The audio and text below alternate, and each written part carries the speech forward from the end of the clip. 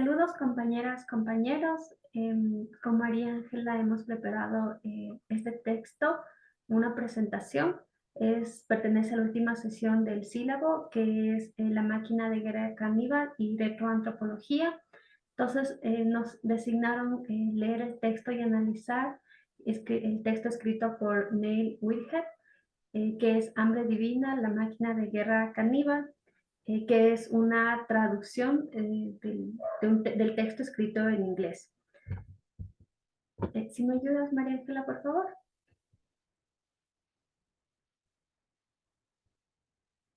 Gracias. Entonces, autor, este antropólogo, nació en el año de 1956 y falleció en el año de 2012. Él fue profesor de antropología en la Universidad de Wisconsin en Madison, y la mayoría de las investigaciones que él realizó y el trabajo de campo lo hizo en el Caribe y la Amazonía. Algunas de las líneas de investigación de él han sido sexualidad, género, culturas amazónicas, teorías críticas y postcoloniales y antropología de la violencia. Y en estas líneas él también ha abordado algunos temas como el encuentro colonial, el chamanismo, el canibalismo, el estudio cultural de la violencia y la guerra, la literatura de viajes y las cartografías, antropología posthumana y cibersexo, entre otros temas. Como ustedes pueden ver, hay una foto que de hecho consta en el texto sobre el autor. ¿Y podemos continuar? Ya, vamos a dar como una breve introducción al texto. Y es que justamente este texto aborda la práctica de la antropofagia y menciona que no es una práctica que tiene implicaciones culturales y religiosas, sino que también tiene importantes ramificaciones en las prácticas sociales, ya que ha sido utilizada históricamente como una forma de resistencia y opresión colonial y violencia también. Específicamente, el texto hace una revisión crítica de la literatura antropológica y etnográfica sobre este tema, y también hay una discusión sobre esta práctica y por qué ha sido mal interpretada y estigmatizada en su momento por los colonizadores europeos y también los misioneros. Y obviamente esto se vio afectado negativamente a los pueblos que tenían esta práctica como parte de su ritualidad. Es una obra también en que desafía estas concepciones tradicionales de los pueblos y presenta una perspectiva compleja sobre esta práctica que se convierte, o mejor dicho, se le denomina como una máquina de guerra con la llegada de la modernidad. Pasamos a la siguiente, María. Ya, empezamos con dos títulos con los cuales está el texto integrado, que es sobre el cual les voy a hablar. El siguiente lo hará María Ángela. El primero dice modernidad y violencia. Entonces, hay unas como ideas centrales por las cuales gira este capítulo o este apartado del texto, y cómo inicia, para mí es una frase bastante impactante, porque dice que la marca de lo moderno es la violencia. Y frente a ello, menciona que la violencia se ha convertido en un signo de verdad, de autenticidad, eh, y un significado también de lo social y cultural de la sociedad moderna. Y la fórmula para enfrentar los problemas sociales que han ido apareciendo conforme eh, hemos avanzado ha sido la guerra. Y esto ha sido como tomado, como la guerra ha sido practicada como nombre de encontrar justicia, verdad, y también reivindicar los derechos. Y aparte también esta lucha, estas victorias que se han dado contra las guerras, se han vuelto como metas de tipo cultural social de las poblaciones y de las sociedades. Entonces, vamos como a adentrarnos en cuál sería el origen de cómo nace esta denominación de la guerra dentro de la historia de la humanidad. Si pasamos a la siguiente diapositiva.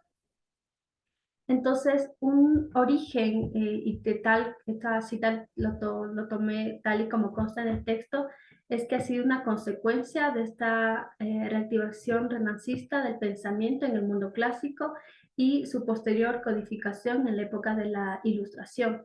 Entonces fue precisamente como en esta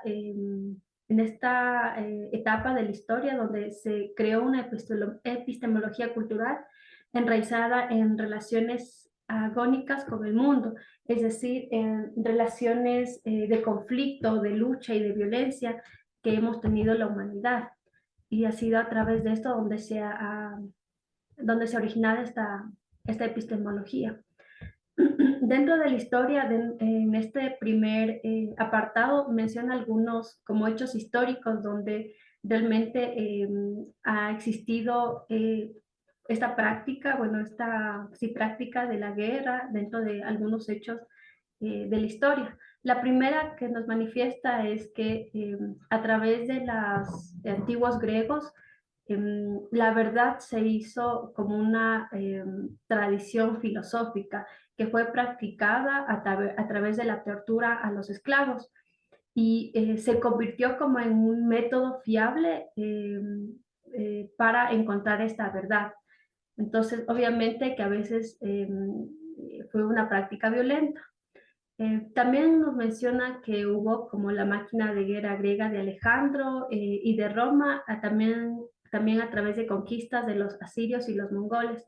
Entonces, en la gráfica que podemos nosotros observar, aquí hay como una práctica de cómo se hacía estas torturas en 1550 en Europa y cómo en la actualidad aún se sigue practicando de esta manera.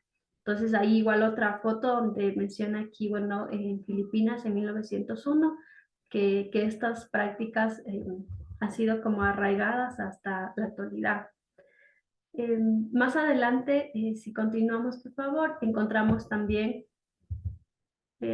otras maneras de cómo, ya, encontramos también otras maneras de cómo ha ido apareciendo estas prácticas. En el colonialismo transcontinental europeo hacia América, África, Australia y Asia, la guerra dependía, o mejor dicho, era una práctica para inaugurar las relaciones sociales con por poblaciones originarias de estos territorios.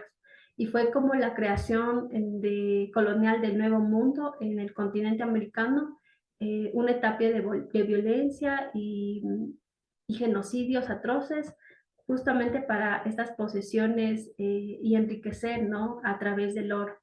Aparte también, así fue como esta máquina de guerra se fue perfeccionando en el Nuevo Mundo y cómo se originó también en este continente todas estas prácticas. Entonces, el texto afirma, ¿no? Mejor dicho, el autor afirma que sin duda los primeros indicios fueron anteriores al Nuevo Mundo, como las cruzadas y la Guerra de los 100 años, es decir, que también no solo se originó acá con la conquista del continente, pero que también habían como estas prácticas en la historia propia de Europa a través de esas guerras. Entonces, igual hay algunas gráficas que nos muestran estas prácticas que aún siguen actuales en esta época. Por ejemplo, acá abajo nos mencionan que antes los ingleses daban como la orden de sacar y matar sin compasión a través de los perros, de los animales, y es algo también que se utiliza actualmente en otras poblaciones, en otros tipos de conflictos. Entonces, dentro de cómo se va construyendo ciertas bases y principios de esta máquina, y obviamente esta máquina, como menciona, se beneficia de la creación justamente de sistemáticas de este caos social que ha ido emergiendo y invoca también una fuerza implacable e innatural que está construido por los hombres y que está más allá de nuestro control y está íntimamente ligada allá a la actualidad a los lucros de la producción económica y financiera. Es también una fuerza innatural que se lucra justamente de esta acumulación de recursos naturales y de guerra y se convierte en un modo de producción económica. Y la impunidad colonial permitió una coyuntura letal entre acción militar, especulación en mercancías y poder social que emergen los cimientos mismos de la modernidad. La alta tecnología militar, la gestión de alertas pandémicas y los programas de seguridad nacional se utilizan para reordenar el caos social.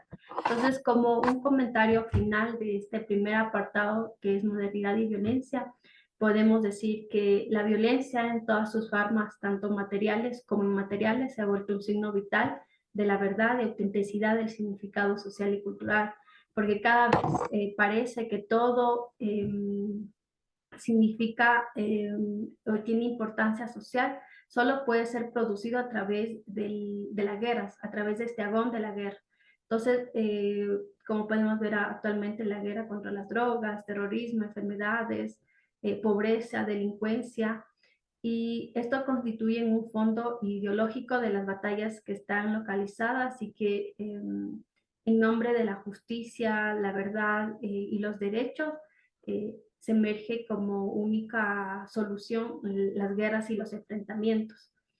Aparte también, aunque el concepto de guerra en sí, en estos usos, bueno, en los que hemos hablado, no deben cubrir como la centralidad de las ideas de lucha y victoria, sino también la formación de nuevas prioridades y metas culturales y sociales.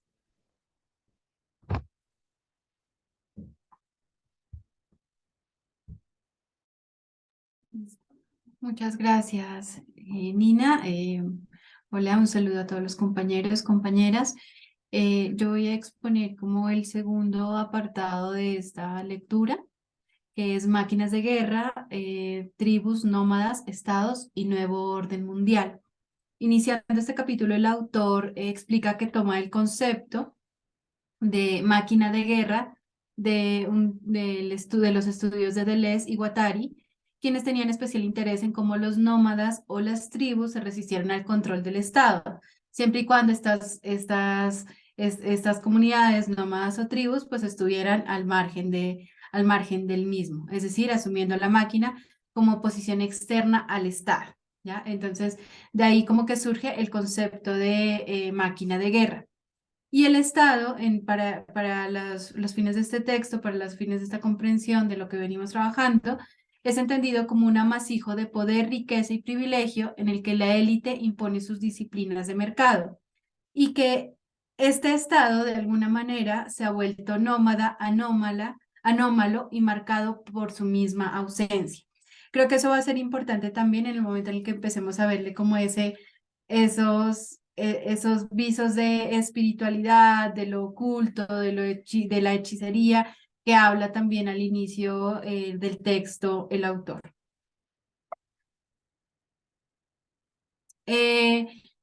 Nos dice que la máquina de guerra caníbal contemporánea refleja directamente las formas de poder globalizadas, digitalizadas e inmateriales, volviendo también a todo ese tema un poco como de lo etéreo no tangible, de eso oculto y que está ahí como en medio de todo, ¿no?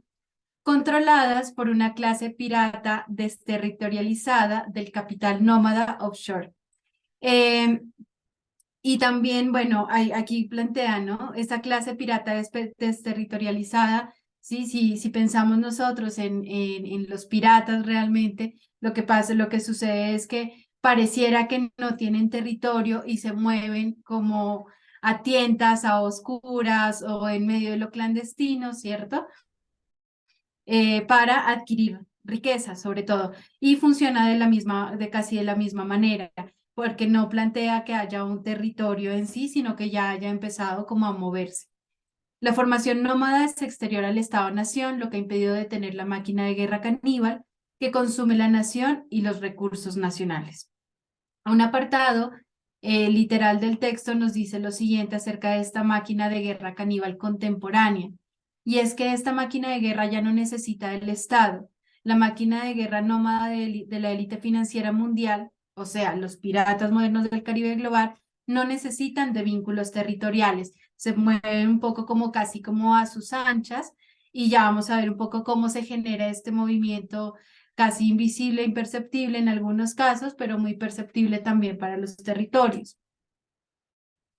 Eh, Nos menciona también que al desatarse esta máquina de guerra caníbal, se potencia lo que ya también había mencionado Nina en el apartado anterior, y es que es la acumulación de capital, lo que genera que la crisis que exacerba la especulación de las mercancías y el saqueo de los recursos naturales.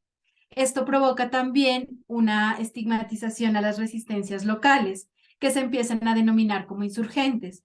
De igual manera, la estigmatización al capital local, dándole el lugar de la criminalidad, ¿sí? Y por último, y también muy importante, y es esta categorización que también viene ligada pues, a todo este tramado del subdesarrollo y demás, de la espiritualidad como superstición.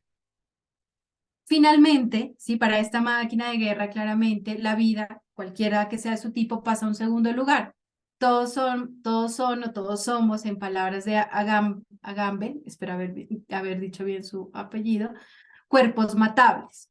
Estos cuerpos son el combustible de la máquina de guerra caníbal y pueden ser, es decir, las mismas personas que quizá pensaríamos que están a defensa del Estado, pero pues realmente somos todos, ¿sí? Es decir, están soldados, policías, bomberos, insurgentes, criminales, narcos, ¿sí? Es decir, que esta máquina caníbal se alimenta de todos nuestros cuerpos, ¿sí?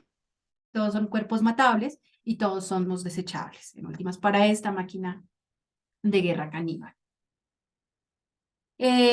Mientras, bueno, nos describe también cómo todos somos cuerpos matables y cómo se alimenta esta máquina de guerra y cómo se desata y cómo se potencia, ¿sí? Eso explica también que esto pasa de ser un conflicto entre estados-naciones y se fundamenta, por decirlo así, en el consumo desmedido de armas y recursos de alta tecnología en la búsqueda de objetivos intangibles y místicos, que no por ser intangibles y místicos son menos rentables, al contrario, son altamente rentables. ¿Sí? Y empieza a configurarse como bloques militares, ¿sí? Entre otros, ¿ya? Porque la tecnología también arma, como con la tecnología también arman otros bloques de guerra, por decirlo así. Empiezan a configurarse bloques militares que se han dicho a sí mismos o que nosotros estamos acostumbrados a escuchar como máquinas de guerra, que se han encargado de sembrar el caos, que se han vuelto nómadas violentos y es la manera como se ha logrado el control destructivo y homicida. Podemos darnos cuenta, por ejemplo, en guerras en las que intervienen directamente dos países, ¿sí? Pero geográficamente países muy lejanos de estos lugares en conflicto directo intervienen en estas guerras, ¿no? Entonces también intervienen ya sean con sus máquinas de guerra o también a nivel de tecnología, que también ha un aporte bastante importante para sostener este modo también de violencia, ¿no? Y de guerra. Este apartado que voy a leer, que consideramos es importante, es ya como para ir cerrando casi este apartado, y dice lo siguiente. Este ordenar y desordenar la vida social a través de la violencia también invoca y es una mímesis de la hechicería y la brujería.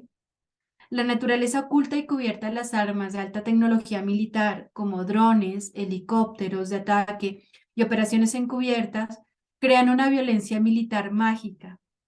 El empoderamiento sagrado no se produce tan solo a través del sacrificio humano, sino a través de la hechicería de la matanza militar. Matar a los enemigos a través de métodos secretos y ocultos, ¿sí? Que finalmente nos habla de cómo hay todo ese movimiento, cómo opera esa máquina de guerra caníbal, ¿sí? Que cumple con esa función nómada, ¿sí?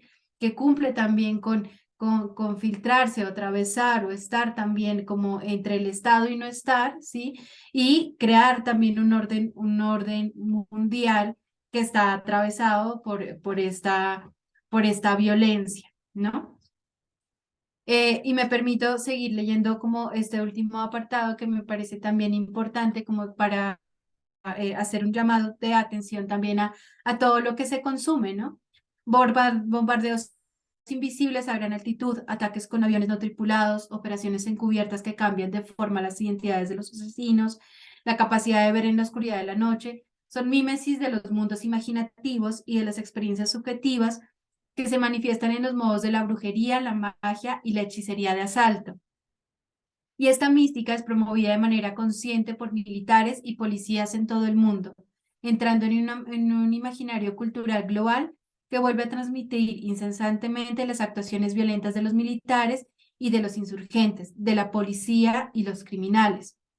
Tales experiencias virtuales circulan sin cesar a través de medios electrónicos cuyo consumo hipnotiza, aturde y encadena las subjetividades individuales a la máquina de guerra caníbal.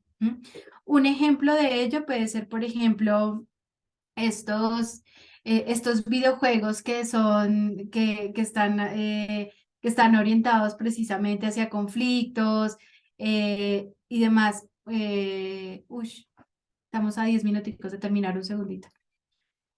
Una investigación, por ejemplo, reflejó que los mayores inversionistas de este tipo de juegos precisamente son entidades militares, ¿ya? ¿Por qué? Porque funciona esto de que cale en el imaginario colectivo la guerra y el conflicto, ¿sí? Porque es la forma como se sostiene la sociedad y el caos en el que se sostiene y esto prolifera pues para quien sostiene estas máquinas de guerra caníbal. Así entramos a las conclusiones. ¿Mm? Como decía Nina hace un momento, creo que hay cosas como tajantes aquí que son importantes mencionarlas. Y una de las conclusiones es que la lógica del orden moderno mundial es necesariamente violenta y caníbal. Personas, lugares y cosas son consumidos a través de producción de mercancías y especulación de precios que se benefician de la creación sistemática del caos social. Mantenernos en este caos genera beneficios y genera que se sostenga también esta máquina, ¿no? Y reordenamiento a través de la violencia y la destrucción infligidas por alta tecnología militar. La máquina de guerra caníbal redime espiritualmente la democracia liberal y la rentabilidad financiera, potenciando las condiciones democráticas del libre mercado. La máquina de guerra caníbal borra las colectividades y las otras formas de organización política. La rentabilidad de este proceso se oculta a través del discurso liberal occidental de transparencia democrática y conspiración terrorista. ¿Sí? Y a esto se le sumaría, por ejemplo, también cómo estos discursos pues lo permean absolutamente todo. Por eso nosotros hablamos de la guerra contra el hambre, la guerra contra la pobreza, la guerra, sí, contra, no sé, el terrorismo. Entonces, todo el tiempo también tenemos este discurso, como lo decía Nina también anteriormente, basado, fundamentado en la justicia, la verdad y los derechos. Para cerrar, esta imagen hace parte del texto que leímos y cierro con este apartado literal del texto que dice: nuestra historia colonial de empobrecimiento implacable de comunidades locales durante los últimos 500 años y una apoteosis del siglo XX de lo moderno que mató a millones, nos muestra que el empoderamiento sagrado de lo moderno es necesariamente violento y así estimula continuamente el hambre divina de la máquina de guerra caníbal. Creo que con eso concluimos. No sé si Nina tenga algo más que agregar. A mí me pareció un texto bastante interesante, considerando, bueno, que realmente lo violento atraviesa hasta nuestras formas de vida, las formas como nos han enseñado a vivir, a contarnos, a hablar de nosotros, como colombiana puedo decirlo, a nosotras nos atraviesa un discurso de guerra, nos atraviesa un discurso por el cual se han hecho muchas cosas que quizás nunca debieron hacerse. Nina, no sé si tengas algo más que decir. Nada, hacer como igual una aportación importante, y es que si las primeras páginas del texto, eh, a través de la historia de la humanidad se van contando, ¿no? Cómo ha ido estos primeros pasos y cómo ha ido surgiendo estas prácticas de violencia y de dominio a través de las guerras. y que han sido como una justificación para llevarnos a la sociedad, o en este caso, en aquella época, el Nuevo Mundo, a esta etapa de progreso y modernismo. Entonces, como que está bastante marcado también en la historia, y con Paz estamos como atentas a los comentarios que puedan hacer sobre esta presentación. Qué gusto habernos encontrado en este curso. Una linda tarde. Gracias, adiós. Chao.